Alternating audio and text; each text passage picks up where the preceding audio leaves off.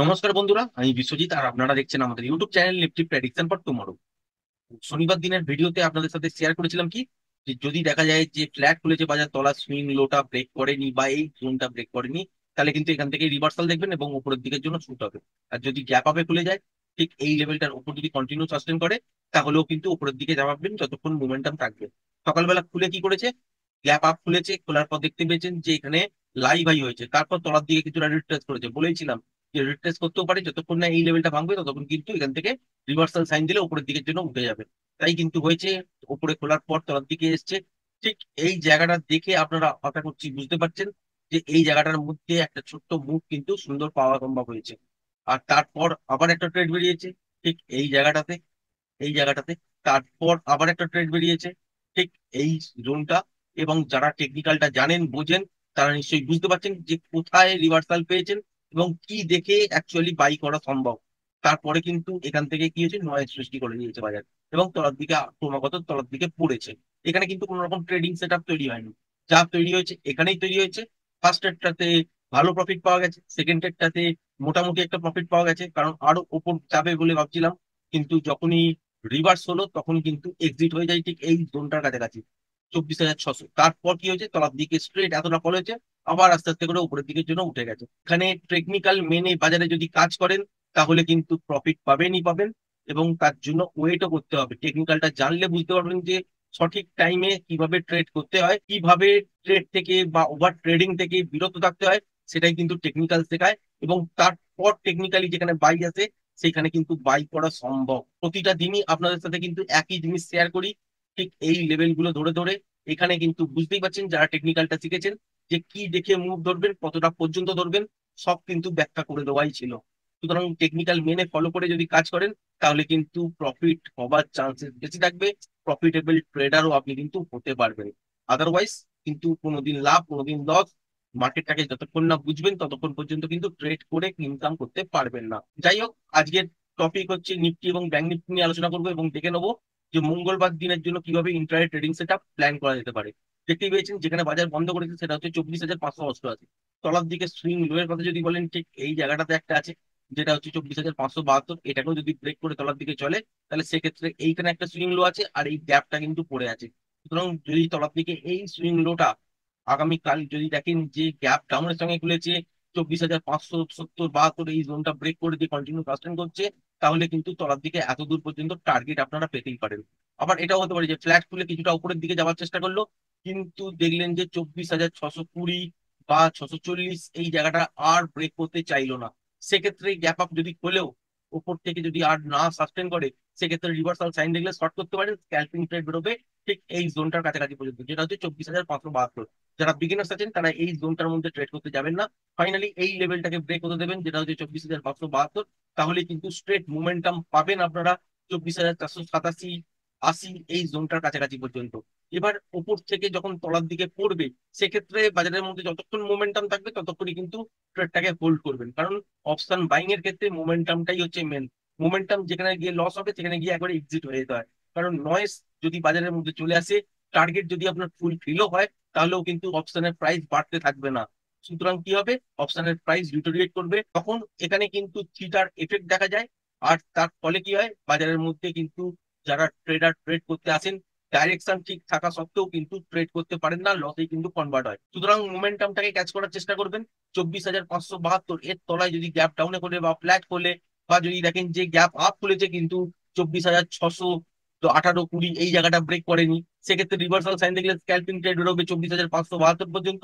আর তলার দিকে যদি দেখেন যে গ্যাপ ডাউনেই খুলেছে বা ফ্ল্যাট খুলেও তলার দিকে পড়েছে, লেভেলটাকে ভেঙে দিয়েছে, তলার দিকে মোমেন্টাম পাবেন 24,480-87 এই জোনটার কাছাকাছি পর্যন্ত। ওপর থেকে তলায় আসার সময় যতক্ষণ মোমেন্টাম থাকবে ততক্ষণই কিন্তু হোল্ড করবেন, মোমেন্টাম যেখানে লস হবে সেখানে কিন্তু একবার এক্সিট হয়ে যেতে পারে।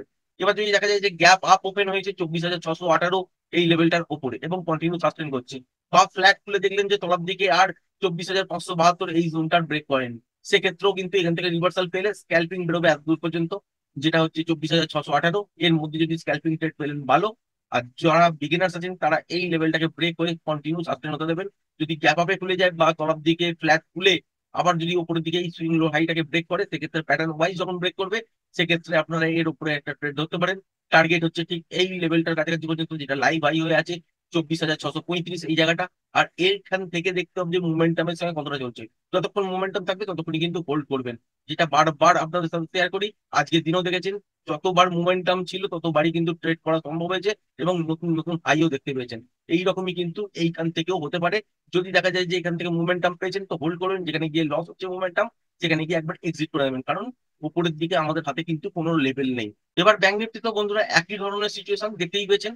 ঠিক এই জায়গাটাতে খুলেছে, খোলার পর তলার দিকে কিছুটা যাওয়ার চেষ্টা করেছে, আবার উপরের দিকে যাওয়ার চেষ্টা করেছে। ঠিক এই জায়গাটা দেখে যারা ট্রেড পেয়েছেন তারা খুব সুন্দর ট্রেড করতে পেরেছেন। প্রথম 10-12 মিনিট 13 মিনিটের মধ্যেই কিন্তু একটা সুন্দর প্রফিট পাওয়া গেছে। এবং টেকনিক্যাল অনুযায়ী তারপর বাজার কি করেছে, তলার দিকে ক্রমাগত পড়ার চেষ্টা করেছে। তারপর এখান থেকে আবার কিন্তু উপরের দিকের জন্য শুট হয়েছে। এখানে কোনো রকম টেকনিক্যাল মুভ ছিল না, সেই জন্য কিন্তু এই ট্রেডটাও করতে পারিনি। কিন্তু এইখানে যে ট্রেডটা ছিল সেই ট্রেডটা কিন্তু করা সম্ভব হয়েছে।